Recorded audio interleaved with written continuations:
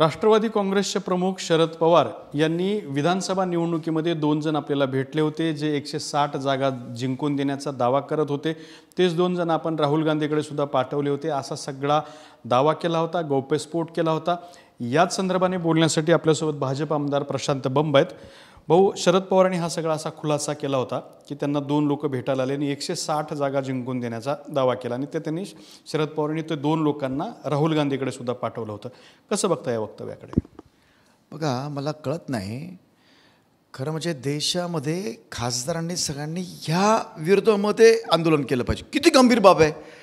एक देशद्रोही 2 लोक आपल्याकडे येत आहेत, देशद्रोही। कारण की ते काय सांगू लागले, आम्ही सगळं इलेक्शन करप्ट करून 160 लोक तुमचे निवडून देतो। काय आहे इतक्या मोठ्या ह्याच्यात?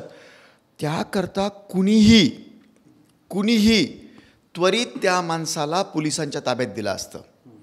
जसं सन्माननीय सेम बाब आपले विरोधी पक्षनेता राज्याचे अंबादासजी दानवे साहेब आहे, त्यांच्याकडे पण असेच लोक आले होते, त्यांनी त्वरित त्यांना पोलिसांकडे हवाली केलं। तसं सन्माननीय शरद पवार साहेबांनी दुसऱ्या रूममधून त्यांना फोन लावून पोलिसांना त्यांच्या ताब्यात द्यायला पाहिजे होतं, का दिलं नाही? आणि गंभीर बाबाची आहे, ते म्हणतात मी त्यांना राहुलजीकडे पाठवलं। म्हणजे त्यांना करायचं होतं, त्यांना पटलं होतं हे की हो असं आपण करूया। राहुलजीकडे पाठवलं मग म्हणतात की आम्हाला त्यांच्या सवयीप्रमाणे ते म्हणतात की ते आम्हाला वाटलं की जाऊन द्या पब्लिकमध्ये। म्हणजे अरे, तुम्हाला जेव्हा 2 लोक आली, फ्रॅक्शन ऑफ सेकंडमध्ये तुमच्या लक्षात आलं पाहिजे की असं आपल्याला काही करायचं नाही आहे। हे 2 देशद्रोही लोक आहेत, मी इतका परिपक्व राजकारणी आहेत, 60 वर्षाचं माझ्या मागे राजकारण आहे। ते न करता ती गोष्ट जमवायला त्यांनी राहुलजींकडे पाठवली। म्हणजे त्यांचं जेव्हा जमलं नसेल काय असेल माहीत नाही मला, परंतु मला असं वाटतं ह्या बाबतीमध्ये सन्मान्य शरद पवार साहेबांची व्यवस्थितरित्या एक इंट्रोगेशन झालं पाहिजे। देशाचा विषय, त्यांचा संपूर्ण आदर आहे मला, ते मोठे आहेत, 60 वर्षाचा त्यांच्या मागे राजकारणाचा पिढा आहे, ओके। पण ते स्वतः सांगतात ना, दुसऱ्यांनी ॲलिगेशन केलेलं नाही। सन्मान्य शरद पवार साहेब म्हणतात 160 विधानसभेचे आमदार निवडून देण्याकरता 2 लोक त्यांच्याकडे आली होती, सगळी सिस्टम करप्ट करून। कोण असा असेल, साधे सरपंच जरी असले ते तरी अशा भानगडीत पडणार नाही, आणि ते अशा बाबतीमध्ये पडलेलं आहे। म्हणून मला वाटतं त्यांचा सर्व आदर ठेवून FIR वगैरे टाकायची नाही त्यांच्यावर, पण एक उच्चस्तरीय चौकशी, त्यांची इंट्रॉगेशन झालंच पाहिजे। आता ही चौकशी कशी करणार? अडचण अशी आहे की शरद पवार म्हणतात ते जे लोक त्यांच्याकडे आले होते ते आठवत नाहीत, राहुल गांधीकडे पाठवले होते, तर बहुधा तिकडेही काही रेकॉर्ड आहे का नाही असा प्रश्न आहे। त्याच्यामुळे मग आता उच्चस्तरीय चौकशी कशी करणार? बघा, काय कोण याच्यावर विश्वास ठेवेल की सन्मान्य शरद पवार साहेबाला ते आठवत नाही? आजही ते कोणत्याही गावात गेले तरी त्यांना नावानिशी 100 लोकाला ते ओळखतात। आणि सगळ्यात महत्त्वाचं, हे सगळेजण विसरू लागले त्यांच्यासह, की सन्मान्य शरद पवार साहेब आणि श्री राहुलजी गांधी यांच्याकडे कुणीही भेटायला आलं तर 3 ठिकाणी नोंदी होतात या बाबीच्या, तेव्हा त्यांना भेट होते। त्यांना भेटेपर्यंत कॅमेरे चालू असतात, त्यांची नोंद होते। असं कसं होईल? काय बोलतोय आपण? एक म्हणजे असं शक्य नाही। म्हणून हे इतकी मोठी भूल शरद पवार साहेब करणार नाही। आजही त्यांना ते आठवत असतील, किंबहुना मला तर वाटतं की ते आजही भेटत असतील ते 2 लोक त्यांना, असं मला वाटतं। कारण की ते काही विसरू शकत नाही, त्यांचा तो हे नाही आहे। म्हणून त्यांना शांततेत बसून, ठीक आहे, एखाद्या वेळेला वयोमानाने त्यांना काही विसरले असतील जरी, पण रेकॉर्ड व्यवस्थित काढलं, त्यांना बसवलं आरामात, व्यवस्थित त्यांना विचारलं उच्चस्तरीय चौकशी करून, तर त्यांच्या लक्षात येईल। चांगल्या करता त्यांची पण इच्छा असेल असं व्हावं म्हणून मी इलेक्शन कमिशनला पत्र लिहिणार आहे आज उद्यामध्ये, की कारण की ते इलेक्शन करप्ट करणारे असं म्हटलं आहे, तर इलेक्शन कमिशननी योग्य विषय म्हणजे काय त्याला उच्चस्तरीय चौकशी लावण्यासाठी इलेक्शन कमिशननी पत्रव्यवहार केला पाहिजे। मुद्दा असा आहे की लोकसभेला शरद पवारांना चांगल्या जागा मिळाल्या होत्या, विधानसभेला असा प्रस्ताव आल्यानंतर सुद्धा म्हणजे काय घडलं असावं का? नाही बघा, अशी लोक सन्मान्य शरद पवार साहेबांकडेच का जातात बरं?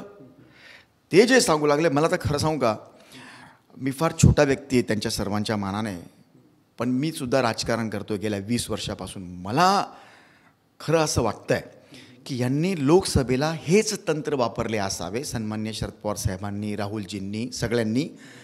आणि आता त्यांच्या अंगलट येत असावं, त्यांचं जमत नाही सध्या, काहीतरी मी असं ऐकतोय, त्यांच्या अंगलट येऊ नये म्हणून देशामध्ये असं ते इलेक्शन कमिशनच्या विरोधामध्ये सगळं पसरवत आहेत. कारण की इलेक्शन कमिशनने 1000 चान्स दिल्यानंतर सुद्धा त्यावेळेला ते बोलले नाही.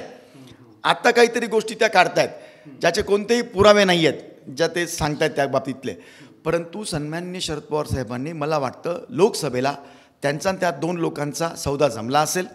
त्यांनी लोकसभा त्या पद्धतीनं इतके सीट, आम्ही पण शॉकिंग होतो की इतके सीट त्यांचे कसे येऊ शकतात. होऊ शकतं नंतर झालं असेल की राहुलजींनी द्यावे की शरद पवार साहेबांनी द्यावे, त्यांचा सौदा जमला नसेल एखाद्या वेळेला, किंवा काय मोठी त्यांची काही वेगळी डिमांड असेल आणि म्हणून त्यांचं जमलं नसेल. पण निसर्गाचा एक खेळ असतो. बरोबर शरद पवार साहेबांच्या तोंडातनं खरी गोष्ट आज बाहेर निघाली. मी तर म्हणतो की सन्मान्य शरद पवार साहेबांनी स्वतः, जसं ते ईडीला गेले होते स्वतःहून, त्यांनी स्वतः इंट्रॉगेशन करता मोठ्या एजन्सीकडे जावं, त्यांना जे वाटेल त्यांच्याकडे, की हो मी बसतो, मी शांततेत बसतो, मी एक एक गोष्ट आठवून सांगतो, आणि त्यांनी ही बाब देशाला क्लिअर केली पाहिजे. सन्मान्य शरद पवार साहेब आहेत ते, त्यांनी क्लिअर केलं पाहिजे. देश म्हणजे अशा देशद्रोही जे 2 लोक त्यांच्याकडे आले होते, हे आपल्या देशात कुठे ना कुठे असेच प्रकार, सायबर गुन्हे किंवा पैशाच्या हेराफेरी किंवा असे ते करत असावेत. तर शरद पवार साहेबांचं प्राथमिक कर्तव्य आहे की त्यांनी जाऊन ही बाब योग्य ठिकाणी मांडली पाहिजे.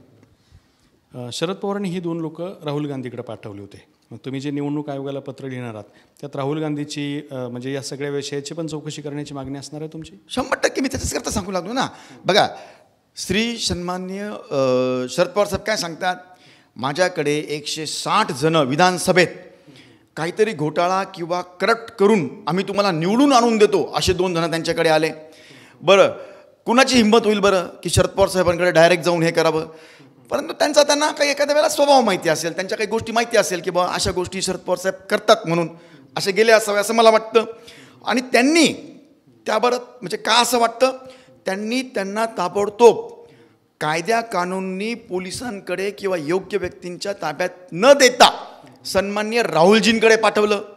तर राहुलजींच्या पण घराची सगळ्या नोंदीची चौकशी झाली पाहिजे की कुठे आले होते ही 2 लोक आली होती. आणि कारण शरद पवार साहेब काय म्हणतात, ते भेटले नाही असं नाही म्हणत, भेटले म्हणतात, परंतु जमलं नाही आमचं, किंवा जमलं नाही म्हटले नाही, ते असं म्हटले की जाऊ द्या आपण पब्लिकमध्ये जाऊ. मला सांगा, सन्माननीय शरद पवार साहेबांना राहुलजींकडे पाठवल्यावर त्यांची चर्चा झाल्यावर लक्षात आलं की आपण लोकशाही पद्धतीनं निवडणूक लढवून आणि जिंकून येऊ, किती मोठी बाब आहे. म्हणून खरोखर सन्माननीय शरद पवार साहेबांच्या सगळ्या नोंदी, सन्माननीय राहुल गांधी साहेबांच्या घरच्या नोंदी, कुठे भेटले हेच आठवत असेल की कुठे भेटले होते, त्या ठिकाणच्या सगळ्या नोंदी, आणि ह्या नोंदी काही नष्ट होत नसतात मोठ्या लोकांच्या, ही सगळी चौकशी झाली.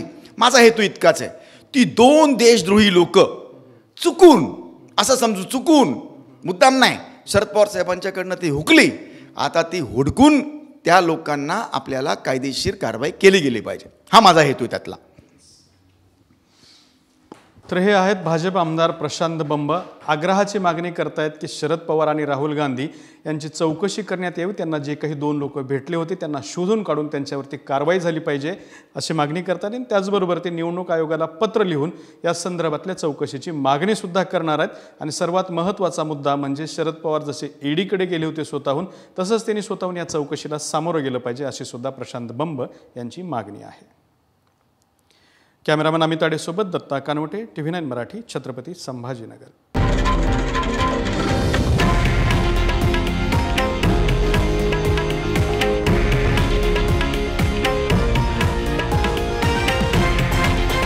हे आहे देशातील नंबर 1 न्यूज नेटवर्क आणि आपण पाहत आहात TV9 मराठी, एकमेव.